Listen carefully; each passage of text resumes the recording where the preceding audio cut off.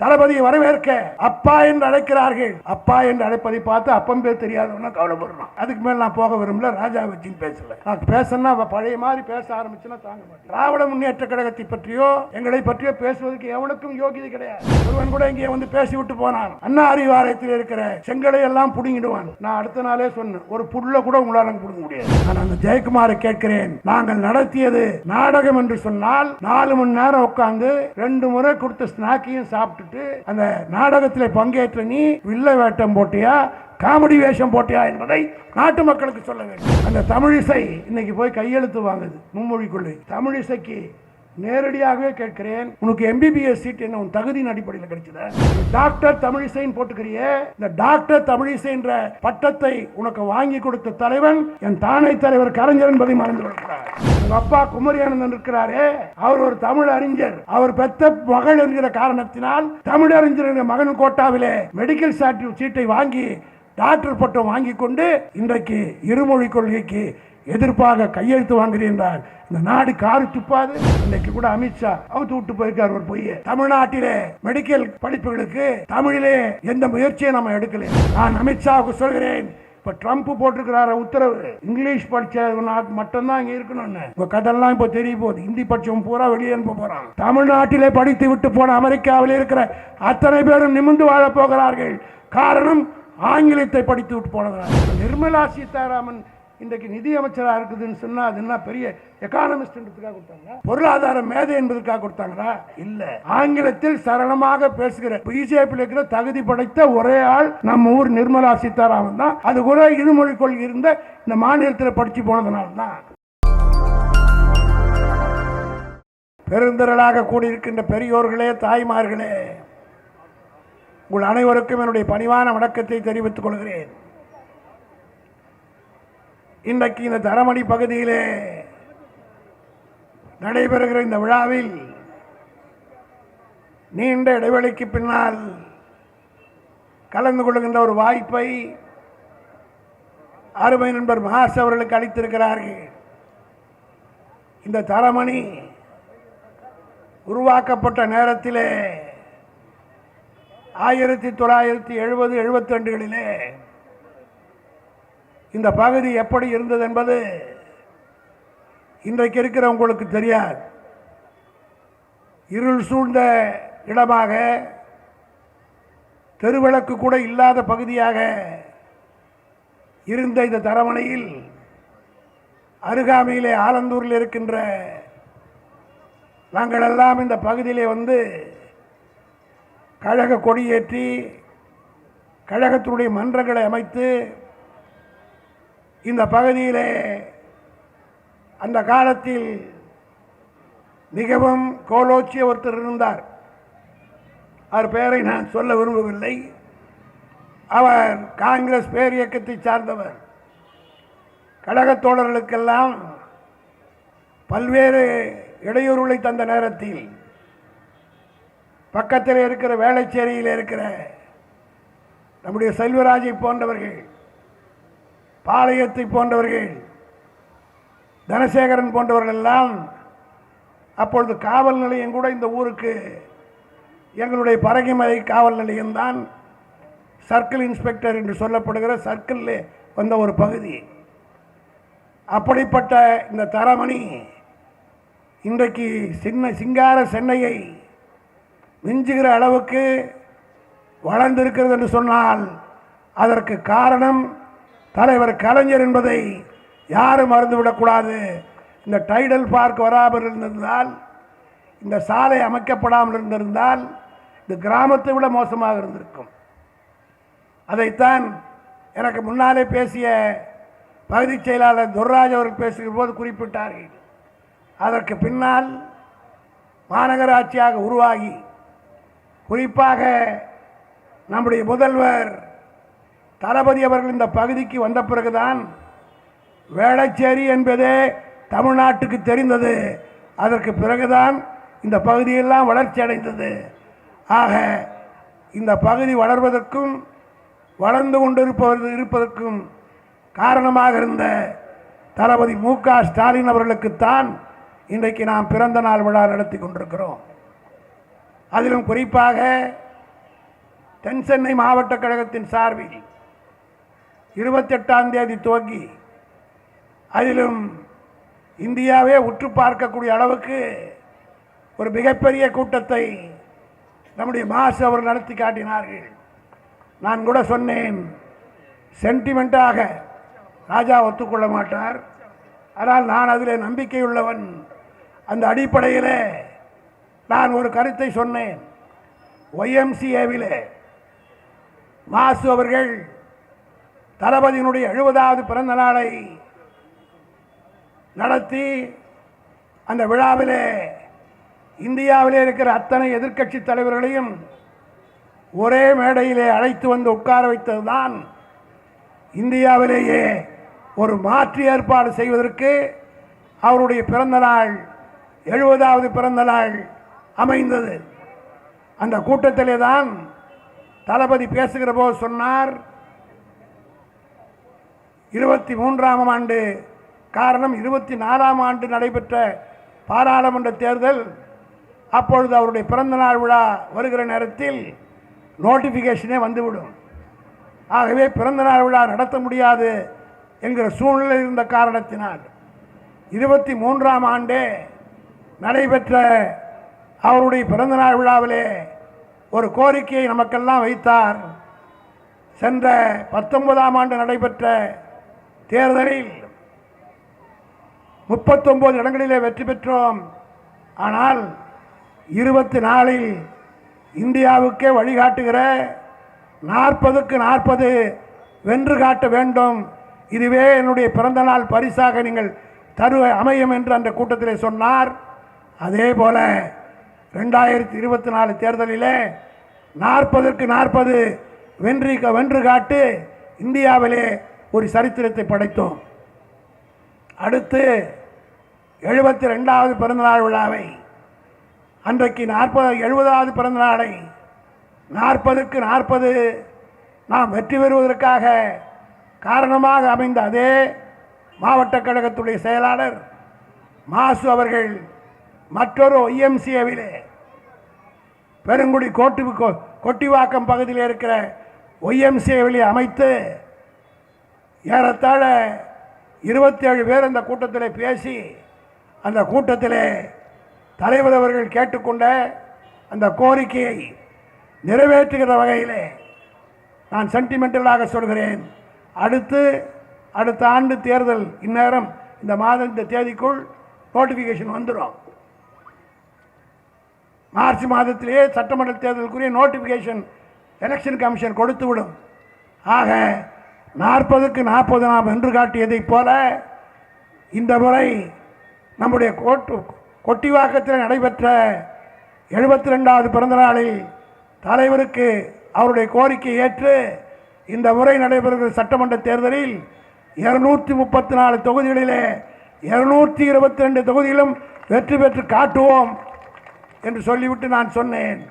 அப்படி வெற்றி பெற்று முடிந்தவுடன் பாராட்டு கூட்டமும் நம்முடைய மாசுதான் ஏற்பாடு செய்வார்.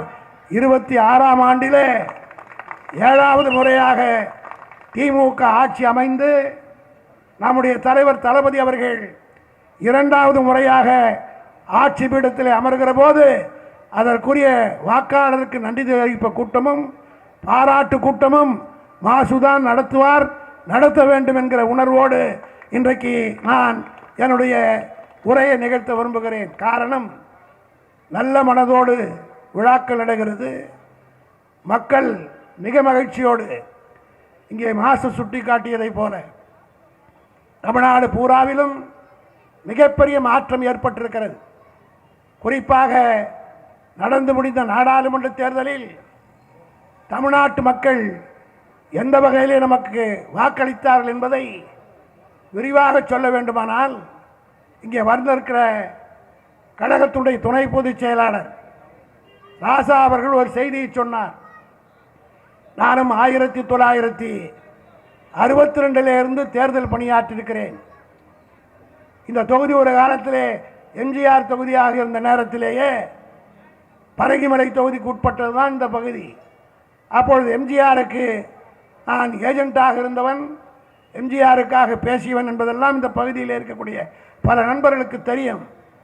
ஆக அன்று தொட்டு இன்று வரை தேர்தலிலே பணியாற்றுகிற போது இருந்ததை விட இந்த தேர்தலிலே ராஜா அவர்கள் ஒரு செய்தியை சொன்னார். பொதுவாக தேர்தல் நேரங்களிலே வாக்காளர்களுக்கு பணம் கொடுப்பதல்ல, பூத் செலவுக்காக வேட்பாளர் மட்டுமல்ல கட்சியை கொடுக்கும் ஒரு செய்தியை நம்முடைய ராஜா சொன்னார். அவர் ஏறத்தாழ 23 ஆண்டுகளுக்கு மேலாக நாடாளுமன்றத்தில் இருக்கிறார். 96 தொடர்ந்து பாராளுமன்றத்துக்கு போட்டியிடுகிறார். இதே நீலகிரி தொகுதியிலே 2009 நிற்கிறார்.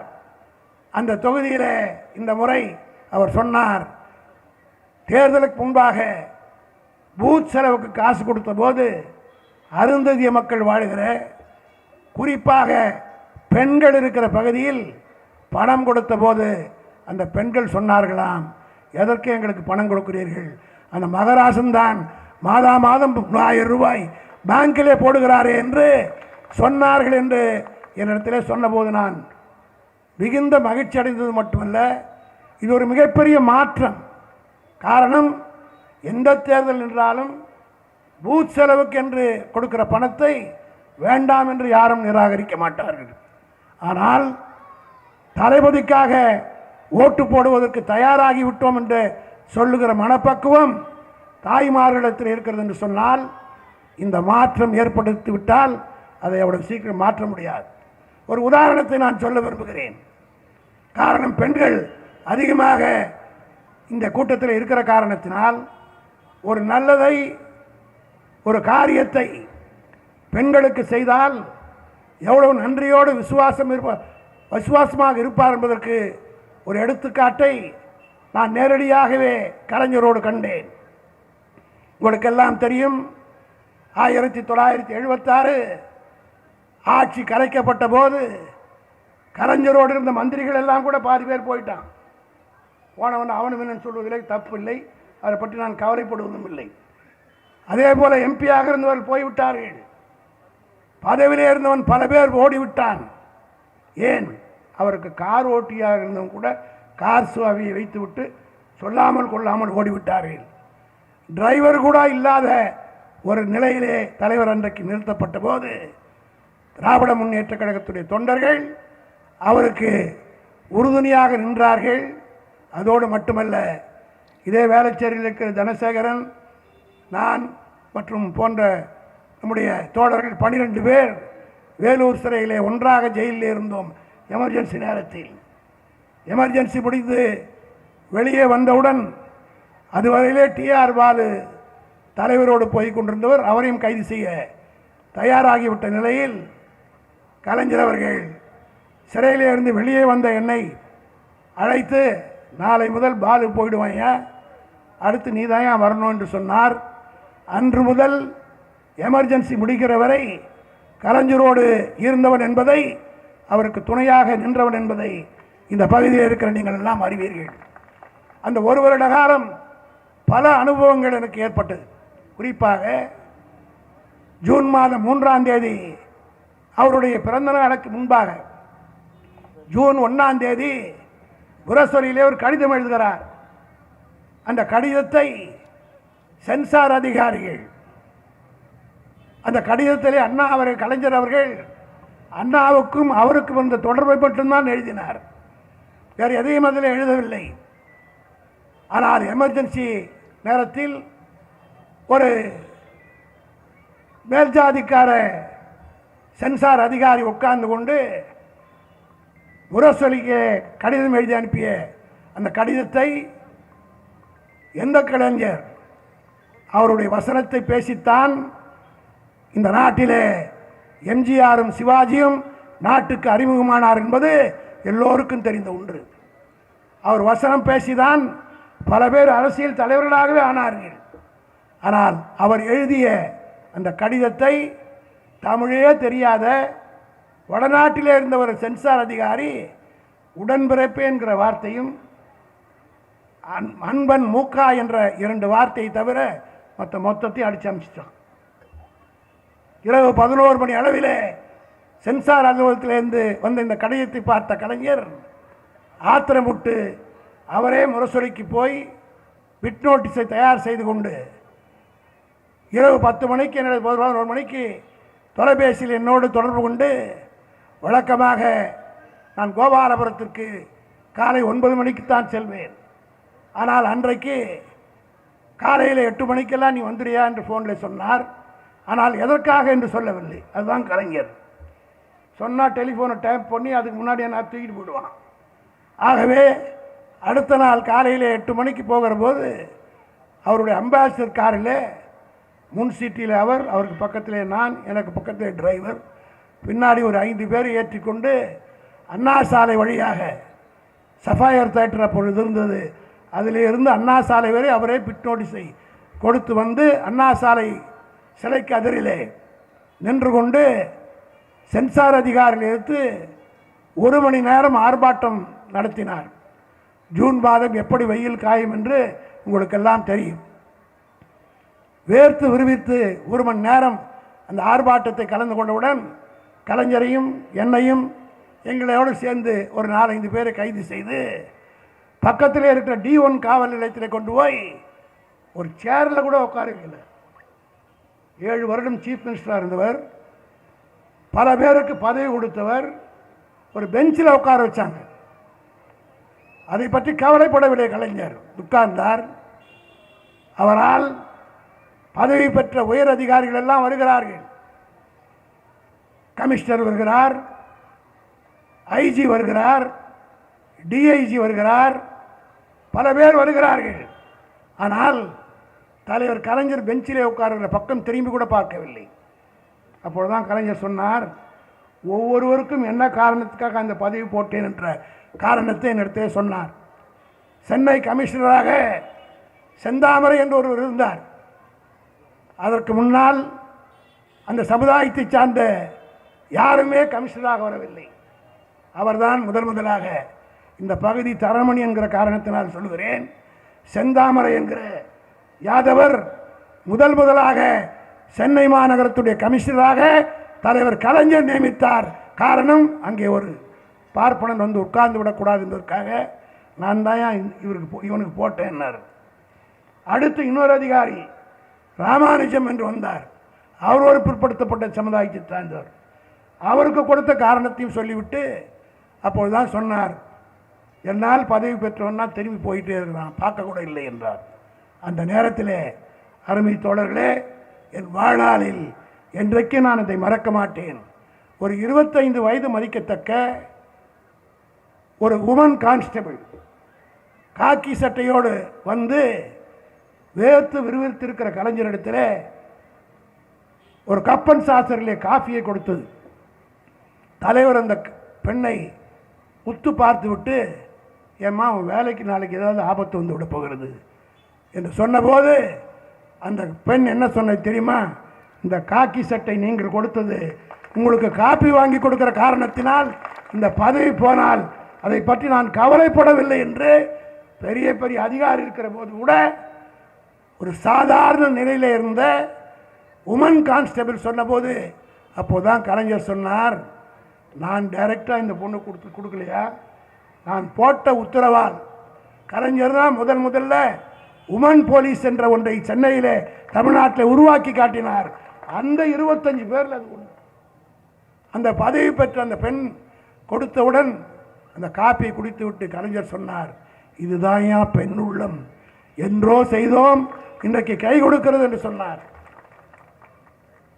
ஆக இதிலிருந்து தெரிகிறதா 1000 ரூபாய் தளபதி மு.க. ஸ்டாலின் ஏன் தாய்மார்களுக்கு கொடுத்தார் என்பதை நாம் எல்லாம் புரிந்து கொள்ள வேண்டும். ஆக பெண்களுக்கு ஒன்றை செய்த, அதே போல அவருக்கு காப்பி எமர்ஜென்சியில் வாங்கி கொடுத்தது மட்டுமல்ல, கலைஞருக்கு மெரினாவிலே இடம் கொடுக்க முடியாது என்று சொன்னானே, அல்பைக்கு வாழ்வு வந்தால் அர்த்தராத்திரியில் கொடைபிடிக்கிற எடப்பாடி மான மரியாதை விட்டு தளபதி குடும்பத்தோடு போய் எடப்பாடி இடத்துல ஒரு 6 அடி இடம் மெரினாவிலே கேட்டார். கொடுக்க மறுத்தார்கள்.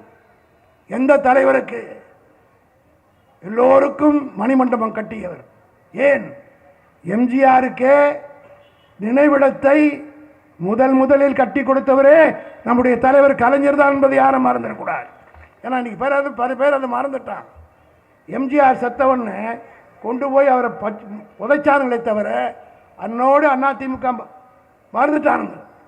ஒரு பக்கம் ஜா ஒரு பக்கம் ஜே என்று ரெண்டு பேரும் சண்டை போட்டுக்கொண்டு எம்ஜிஆரை அடக்கம் செய்யப்பட்ட இடத்தில் அனாதையாக விட்டு விட்டார்கள். 89 தலைவர் கலைஞர் முதலமைச்சரானவுடன் தான் தன்னுடைய 40 ஆண்டு கால நண்பருக்கு 40 லட்சம் ரூபாய் ஒரு நிதி ஒதுக்கி எம்ஜிஆருக்கே சமாதி கெடுத்தவர் நம்முடைய தலைவர் கலைஞர். அவருக்கு 6 அடி இடம் கொடுக்க முடியாது என்று எடப்பாடி மறுத்தார். தொங்கிய தலையோடு தளபதி வந்தார். ராஜா நான் போன்றவர்கள் எல்லாம் இருந்த நேரத்தில் அவர் சொன்னபோது உடனடியாக நாங்கள் எல்லாம் வழக்கறிஞர்கள், ஆனால் அதை பற்றி விவரிக்க நேரமில்லை.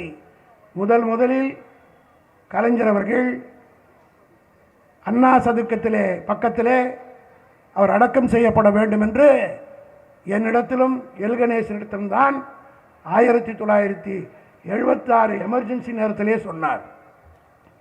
ஒவ்வொரு நாளும் அண்ணா சதுக்கத்தை தாண்டி முரசொலி மாறனையும் தளபதி மு.க. ஸ்டாலினையும் சிறைச்சாலைக்கு சென்று பார்க்கிற போது அண்ணா சிலை தாண்டுகிற போது ஒவ்வொரு நாளும் கலைஞரை அண்ணானுடைய சதுக்கத்தை கும்பிட்டு கொண்டே போவார். திடீரென்று ஒரு நாள் எங்களை திரும்பி பார்த்து ஏன் அண்ணாவை இங்கே அடக்கம் செய்தோன் என்று உனக்கு தெரியுமா என்று எல்ஜியை கேட்டார். எல்ஜி தெரியாது என்றார். என்னை கேட்டார். எல்ஜிக்கே தெரியாத போது எனக்கு எப்படி தெரியும்? ஆகவே தெரியாது என்று சொன்னேன். அப்பொழுதுதான் கலைஞர் சொன்னார், இன்றைக்கு இருப்பதை போல அந்த காலத்தில் திமுக தலைவர்களுக்கு யாருக்குமே சொந்த வீடு கிடையாது. அண்ணா உள்ளிட்ட தலைவர்களுக்கு சென்னையிலே அப்பொழுது சொந்த வீடு கிடையாது. ஆனால் சென்னையிலே முதலில் இன்றைக்கு இருக்கிற கோபாலபுரம் வீட்டில் காரோடு வாழ்ந்த ஒரே தலைவர் கலைஞர் தான். அண்ணாவே KR ராமசாமி காரில் தான் வருவார். பேராசிரியருடைய மாமனார் வீட்டிலே தான் வெள்ளாள தெருவில் தங்குவார். அப்படிப்பட்ட நேரத்தில் பெரிய இடங்கள் இல்லை, கட்சிக்கு சொந்த இடம் கிடையாது, சின்ன அறிவகம்தான். ஆகவே அண்ணா என்ன செய்வாராம், இரவு 10 மணிக்கு மேல் மூத்த தலைவர்களை எல்லாம் கடற்கரைக்கு வர சொல்வாராம். அண்ணா அவர்கள் நாவலரை, கலைஞரை, பேராசிரியரை, என்வியனை, மதியழகனை, இப்படி ஏவிபி ஆசத்தம்பி போன்ற சத்தியவாணி முத்து தவிர, காரணம் அந்த அம்மா பெண்ணாக இருந்த காரணத்தினால் 10 மணிக்கு மேல் கடற்கரைக்கு வந்துவிட்டு அவங்க வீட்டுக்கு போக முடியாத அன்னைக்கு சென்னை எப்படி இருந்தது என்றால் பல பேருக்கு இப்போ தெரியாது. 9 மணிக்கு மேலே பஸ்ஸே இருக்காது, ஆட்டோலாம் அப்போ கிடையவே கிடையாது, டாக்ஸியும் கிடையாது, ஆட்டோவும் கிடையாது, கை ரிக்ஷா தான் அன்றைக்கி சென்னையில். அப்படிப்பட்ட சென்னையில் முக்கியமான முடிவுகள் எல்லாம் எடுப்பதற்கு கடற்கரையில் கூடுவார்களாம்.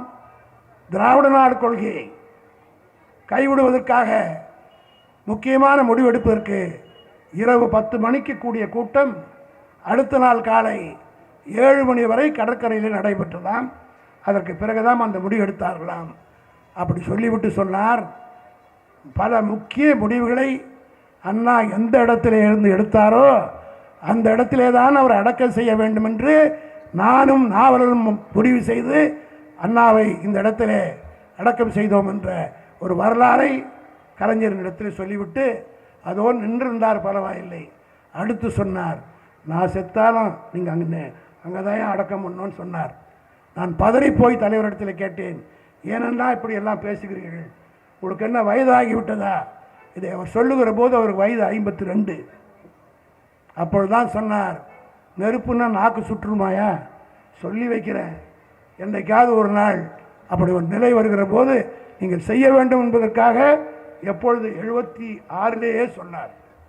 அவர் எந்த நேரத்தில் சொன்னாரோ, அவர் மறைந்தவுடன் தளபதி மு.க. ஸ்டாலின் அவர்கள் அந்த வழக்கை நீதிமன்றத்தில் நானே தொடர வேண்டும் என்று சொன்னார்.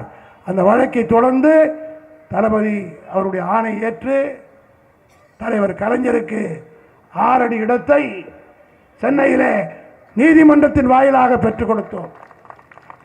நல்ல வேளையாக அந்த நீதிபதி இதுவாக இருந்திருந்தால் சத்தியமாக கிடைச்சிருக்காது. நல்ல வேளையாக அவர் நம்மவர். அதற்கு மேல் நான் உள்ளே போக விரும்பவில்லை.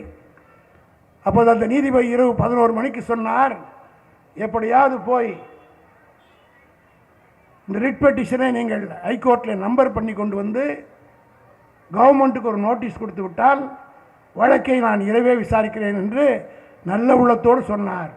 பதறிப்போய் ஓடோடி போய் தேடிய நேரத்தில் அந்த நம்பரிங் கிளார்க் மண்ணடியில் இருக்கிற ஒரு பெண் என்று தெரிந்த பிறகு சேகர்பாபு உதவியோடு அவருடைய அலுவலகத்தில் இருந்து வீட்டை தேடி கண்டுபிடித்து அந்த அம்மையாரை அழைத்த நேரத்தில் இன்றைக்கு நினைக்கிற போது கூட உடம்பெல்லாம் புல்லரிக்கிறது.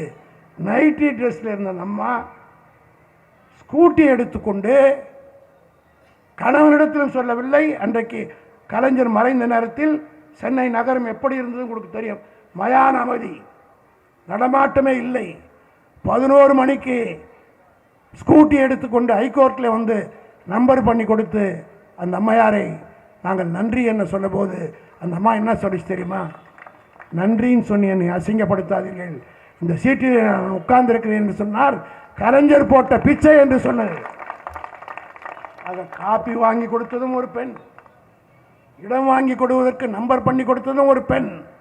ஆக ஒரு காரியத்தை பெண்களுக்கு செய்தால் வாழ்நாள் பூராவிலும் மறக்க மாட்டார்கள் என்பதற்குரிய அடையாளம்தான் இந்த நாடாளுமன்ற தேர்தலுடைய முடிவு. எங்கு பார்த்தாலும் மக்கள் கூடுகிறார்கள், தளபதியை வரவேற்க அப்பா என்று அழைக்கிறார்கள். அப்பா என்று அழைப்பதை பார்த்து அப்பம் பேர் தெரியாதவனா கவலைப்படுறான். அதில் இருக்கிற அதுக்கு மேல் நான் போக விரும்பல, ராஜா வச்சின்னு பேசலை. நான் பேசணும்னா பழைய மாதிரி பேச ஆரம்பிச்சுன்னா தாங்க மாட்டேங்க. திராவிட முன்னேற்ற கழகத்தை பற்றியோ எங்களை பற்றியோ பேசுவதற்கு எவனுக்கும் யோகியதை கிடையாது. ஒருவன் கூட இங்கே வந்து பேசிவிட்டு போனான். அண்ணா அறிவாலயத்தில் இருக்கிற செங்கலை எல்லாம் பிடுங்கிடுவான். நான் அடுத்த நாளே சொன்னேன், ஒரு புல்ல கூட உங்களால் பிடுங்க முடியாது. காரணம், அங்கே இருக்கிற ஒவ்வொரு செங்கல்லும் திராவிட முன்னேற்ற கழகத்தில் தொண்டனுடைய ரத்தத்திலே தோய்த்து எடுக்கப்பட்ட செங்கல். அப்படிப்பட்ட இந்த இயக்கத்திற்கு இன்றைக்கு சவால் விடலாம், பேசலாம் என்று கருதுவார்களேயானால் நேரமில்லாத காரணத்தினால் நான் சுருக்கமாக தெரிவித்துக் கொள்கிறேன். மக்கள் நன்றாக இருக்கிறார்கள், சிறப்பாக இருக்கிறார்கள். குறிப்பாக வர இருக்கிற நாடாளுமன்ற கூட்டத்திலே நம்முடைய ராஜா அவர்களும் தமிழச்சி தங்கபாண்டியன் போன்றவர்கள் எல்லாம் இந்த டீலிமிட்டேஷனை பற்றி சிறப்பாக உரையாற்றிருக்கிறார்கள். நம்முடைய தலைவர் தளபதி அவர்கள் இன்றைக்கு தொகுதி வரையறுங்கிற பெயரில் என்னென்ன ஆபத்தெல்லாம் வர இருக்கிறது என்பதை தெளிவாக சொல்லி ஒரு அனைத்து கட்சி கூட்டத்தை கூட்டினார். 5ஆம் தேதி கூட்டத்தை கூட்டினார். ஏறத்தாழ 63 கட்சிகளிலே 58 கட்சிகள் கலந்து கொண்டது. காலை 10 மணிக்கு துவங்கிய கூட்டம் பகல் 2:30 மணி வரை முதலமைச்சர் நாற்காலியிலே வந்து உட்கார்ந்தவர். மற்ற தலைவர்கள் எல்லாம் இடையிடையே நான் உள்ளிட்டு ரெஸ்ட் ரூமுக்கு போயிட்டு வந்தோம். ஆனால் தளபதி ஒருவர் தான் ஒரு நிமிடம் கூட வெளியேறாமல் 10 மணியிலே இருந்து 2:30 மணி வரையிலே உட்கார்ந்திருந்தார். முதலிலே நான் பேசினேன், என்னை அடுத்து ஜெயக்குமார் பேசினார். பேசுகிற போது அவர் ஒரு திருத்தத்தை சொன்னார். ஏனென்று சொன்னால், உள்ள ஒன்று பேசுறது வெளியில் ஒரு பேசுறது என்பது பித்தலாட்டம் என்பது அதுக்கு அர்த்தம்.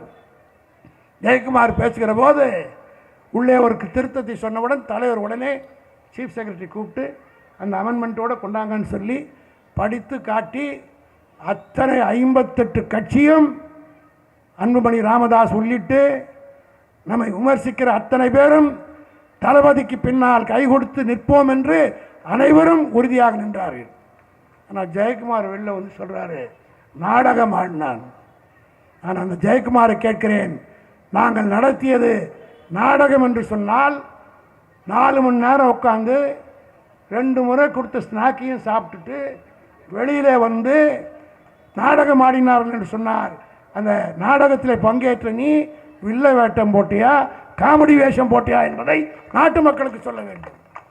ஆக நம்மை பார்த்து தாங்கிக் கொள்ள முடியாத சக்திகள் நமக்கு இடையூறு செய்ய வேண்டும் என்ற அடிப்படையில் எதையோ செய்கிறார்கள். இன்றைக்கு கூட அமித்ஷா அவுத்து விட்டு போயிருக்கார் ஒரு பொய்யை. அதுக்கு ராஜா அவருக்கே உரிய பாணியிலே சொல்வார், தமிழ்நாட்டிலே மெடிக்கல் படிப்புகளுக்கு தமிழிலே எந்த முயற்சியை நம்ம எடுக்கலையா? நான் மாசிடத்தில் கேட்டேன். பலவர் திமுக ஆட்சிக்கு வந்தவுடன் மெடிக்கலில் இருக்கின்ற அண்ட் சயின்ஸ் புக்ஸ்கள் அத்தனையும் தமிழிலே மொழிபெயர்ப்பதற்கு முதலில் நடவடிக்கை எடுத்த ஒரே தலைவர் நம்முடைய தலைவர் தளபதி தான் என்று அவர் பெருமைப்பட சொன்னார். ஆக இப்படி மக்கள் மத்தியிலே திருட்டுத்தனமாக பொய் சொல், அதுவும் தமிழச்சி, அந்த மாதிரி பேர்னா தமிழிசையா, தமிழச்சி தான் மனசில் இருக்குது, தமிழிசை வாழ்க்கை வரல. அந்த தமிழிசை இன்னைக்கு போய் கையெழுத்து வாங்குது மும்மொழி கொள்கைக்கு. அந்த கூட்டத்தின் வாயிலாக தமிழிசைக்கு நேரடியாகவே கேட்கிறேன், நீ உண்மையிலேயே உண்மையான அரசியல்வாதியாக இருந்தால் இதுக்கு ஒழுங்காக பதில் சொல்லு. உனக்கு எம்பிபிஎஸ் சீட் என்ன உன் தகுதியின் அடிப்படையில் கிடைச்சத? நீ டாக்டர் தமிழிசைன்னு போட்டுக்கிறிய, இந்த டாக்டர் தமிழிசை என்ற பட்டத்தை உனக்கு வாங்கி கொடுத்த தலைவன் என் தானை தலைவர் கலைஞர் என்பதை மறந்து விடுகிறார். எந்த கோட்டால வந்த? தமிழறிஞர்கள் கோட்டா. உங்க அப்பா குமரியானந்தன் இருக்கிறாரே, அவர் ஒரு தமிழ் அறிஞர். அவர் பெற்ற மகள் என்கிற காரணத்தினால் அந்த கோட்டாவிலே எம்பிபிஎஸ் சீட் வாங்கி படித்துவிட்டு எந்த தமிழுக்கு தமிழை படித்து தமிழறிஞர் மகன் கோட்டாவிலே மெடிக்கல் சீட்டை வாங்கி டாக்டர் பட்டம் வாங்கி கொண்டு இன்றைக்கு இருமொழி கொள்கைக்கு எதிர்ப்பாக கையெழுத்து வாங்குகிறேன் என்றால் இந்த நாடு காரி துப்பாது. அதாவது காப்பி வாங்கி கொடுக்குற பொம்பளைங்களும் இருக்கிறாங்க, கலைஞருக்கு இடம் வாங்கி கொடுக்கறதுக்கு ஸ்டாம்ப் போட்டுறதுக்கு அந்த மாதிரி பெண்கள் இருக்கிறாங்க. இந்த மாதிரி பெண்கள் அவரால் பெற்ற சீட்டை இன்றைக்கு வாங்கி கொண்டு கையெழுத்து வாங்குகிறீர்கள் என்றால் தாய்மார்களே, வருங்கால சமுதாயம் உங்கள் கையிலே தான் இருக்கிறது. இந்த இருமொழி கொள்கையால் என்னென்ன பலன் பெற்றோம் என்பதை பேச வேண்டும் என்றால் ராஜா மிக தெளிவாக அதை சொல்வார். உலகத்திலேயே அதிக சம்பளம் வாங்குற சுந்தர் பிச்சை இந்த தமிழ்நாட்டிலே இருந்து போனவன் தான். அமெரிக்காவில் இருக்கிற பெரும்பாலானவர்கள் தமிழ்நாட்டிலே இருமொழி கொள்கை உள்ள தமிழ்நாட்டிலே படித்து புட்டு போனவன் தான் அமெரிக்காவிலே சம்பளம் அதிகமாக வாங்குறான், கனடாவிலே வாங்குகிறான். நான் அமித்ஷாவுக்கு சொல்கிறேன், இப்போ ட்ரம்ப் போட்டிருக்கிறார உத்தரவு, இங்கிலீஷ் படித்த மட்டும்தான் இங்கே இருக்கணும்னு. உங்கள் கதெல்லாம் இப்போ தெரிய போகுது, ஹிந்தி படித்தவன் பூரா வெளியே அனுப்ப போகிறான். தமிழ்நாட்டிலே படித்து விட்டு போன அமெரிக்காவில் இருக்கிற அத்தனை பேரும் நிமிர்ந்து வாழப் போகிறார்கள். காரணம் ஆங்கிலத்தை படித்து விட்டு போனதால். நம்மள மாதிரி இங்கிலீஷ் பேசுகிற நாட்டிலே இல்லை. நாங்களாம் பார்லிமெண்ட்டில் இருக்கிறோம். அங்கே எம்ஏ படிச்சிருப்பான், பிஹெச்டி கூட படிச்சிருப்பான். நம்ம தமிழச்சி பேசுகிற இங்கிலீஷில் ஒரு வார்த்தை கூட அவனால் பேச முடியாது. ராஜா பேசுகிற இங்கிலீஷில் அவனால் பேச முடியாது. இப்போ நிர்மலா சீதாராமன் இன்றைக்கு நிதி அமைச்சராக இருக்குதுன்னு சொன்னால் அது என்ன பெரிய எக்கானமிஸ்ட்ன்றதுக்காக கொடுத்தாங்களா? பொருளாதார மேதை என்பதற்காக கொடுத்தாங்களா? இல்லை. கமாண்ட் ஓவர் இங்கிலீஷ் லாங்குவேஜ், ஆங்கிலத்தில் சரளமாக பேசுகிற பிஜேபியில் இருக்கிற தகுதி படைத்த ஒரே ஆள் நம்ம ஊர் நிர்மலா சீதாராமன் தான். அது கூட இருமொழி கொள்கை இருந்த இந்த மாநிலத்தில் படித்து போனதுனால்தான். ஒரு ப. சிதம்பரத்திற்கும் ஒரு அபிஷேக் சின்விக்கும் எதிர்கட்சி ஆங்கில புலமையோடு பேசுகிறவருக்கு பதில் சொல்லத்தில் பிஜேபி இருக்கிற எவனுக்கும் அந்த யான இங்கிலீஷ் இல்லை. அதுக்காக வச்சுட்டு இன்றைக்கி நிர்மலா சீதாராமனை குப்பை கொட்டி கொண்டிருக்கிறார்கள். அது இன்னும் ரொம்ப குதிக்குது. அதையெல்லாம் பாராளுமன்றத்தில் அவர் பார்த்து கொள்வார்கள். ஆகவே நாடு நன்றாக இருக்கிறது. கலைஞர் தளபதியினுடைய ஆட்சியும் அவருடைய சொல்லுகிற கொள்கையும் ஏற்று வருகிற 12ஆம் தேதி மாவட்ட தலைநகரிலே தளபதி அவர்கள் இந்த டீலிமிட்டேஷனை விளக்கி சர்வ கட்சியினர் எடுத்த முடிவை எடுத்து விளக்குகிற கூட்டம் 12ஆம் தேதி நாடு முழுவதும் நடைபெற இருக்கிறது. அந்த கூட்டங்களையும் நம்முடைய மாசு அவர்கள் சரியான இடத்திலே நடத்தி மக்கள் மத்தியில் எழுச்சி ஏற்படுத்த வேண்டும் என்று கேட்டு தளபதி வாழ்க என்று கூறி விடைபெறுகிறேன். வணக்கம்.